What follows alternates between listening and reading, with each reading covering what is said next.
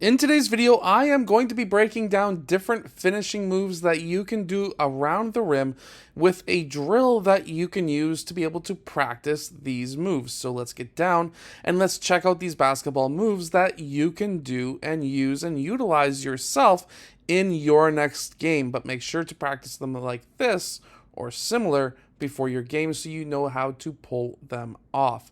Now let's get down and let's check out these moves really quickly. Make sure to go check out the shooting guard workout and blueprint that is down in the description below. In our first move, and obviously in this drill, we're going to be doing a ball control drill. Then we are going to attack with 2 dribbles. When we get faced with that back help defender, we are going to then do a spin move, but we are not going to take any dribbles after the spin move. The idea here is, at least in FIBA rules, which is what we use up here in Canada, you are allowed to take 2 steps, just like the NBA. So, obviously, if this is in the States, you're only allowed 1 step. Here in Canada and everywhere else in the entire world, you're allowed 2 steps. But this is what allows you to be able to create more gap and distance between yourself and that help defender so that you can go for that layup without getting blocked. One point of emphasis that you should really have is watch how David right here always dribbles on the opposite foot. So every time his right hand comes down on a dribble, it's his left foot that is ahead, except for that last step where it's a kill dribble and then he goes for that spin. You can use that footwork, or you can do what essentially Jason does, which is a complete opposite foot each time and then goes for the spin. If you are trying to become extremely hard to guard, one of the things that you can do is to work on really weird footwork. For example, what we're doing right here. So we have David attacking that rim, but then when he goes for that spin move, he keeps his hand on the side of that ball so he doesn't gather it right away. And what he's doing is he's essentially making it look like he's at least pausing or going for that spin, and then he attacks back with 1 step and goes for that layup. This is a completely legal move that you can do in the States as well as around the world because you haven't killed your dribble until that fake spin, and then all you do is 1 step forward, so it's a completely legal move at all levels everywhere in the entire world. Next is the pro hop. Now, when David attacks and he goes for that pro hop, notice how he goes left foot right here. When we slow it down, you're going to notice that he goes on the outside foot, the left foot. So he's going to hop from his left, keeps the dribble alive until he lands back on his left, and then hops off of both feet after the right foot touches the ground. The idea with this is you're going to have the momentum to get to the rim. And no, before you say this is a travel, it is not a travel. While you're not allowed to hop from the same foot to the same foot again, the idea and the reason why it's not a travel is because your dribble is still alive. You are actually allowed to skip while you're dribbling.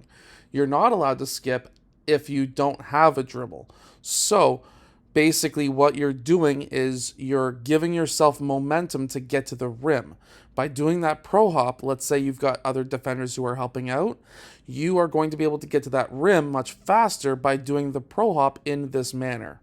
And you should be able to do this on the right side as well when driving down the middle of the court, or at least the left side when attacking from the 45 or the wing, whatever you want to call it. The idea still keeping that dribble alive until you land on that right foot now, and then going up with that layup. Now the footwork's going to change just slightly because we're still doing the pro hop, but we're going to be turning it into a jump shot. So now if you've basically used the pro hop to get to the rim multiple times, your defender might just not guard you tight enough so that now you can't get to the rim, or it's harder to get to the rim. And my finger's in the way because it was a 45-degree day with the Humidex. But the idea is by now hopping, you have to go left foot, right foot, and then you got to kick that right leg out. And before you say this is too much of an advanced move for a 14 or 15-year-old as these boys are, it's not. These guys are prep players and they can do footwork like this, as you can see. You need to be able to know how to kick that right leg out if you're a right-handed player, or left leg if you're a left-handed player, and still make that shot, because that right foot getting kicked out is going to allow you to have your right side in line.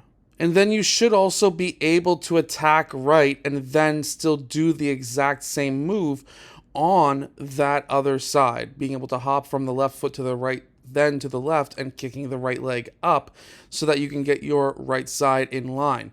Being able to have this exact footwork, as we can see David do right here, where he attacks and then goes off of his left foot, left foot up, kicking that right leg out just a little bit, allowing the ball to have a straight trajectory, and also being able to get his right side in line is extremely important to be able to do in this move. If you're looking to become a better shooting guard, make sure to go check out the link that is down in the description below, because that is going to give you 8 weeks of training as well as 8 weeks of workouts that you can use to be able to jump higher and be able to finish around defenders much better and easier. So definitely go check that out. Anyways, hit that like button and subscribe, and I will see you guys again in my next video.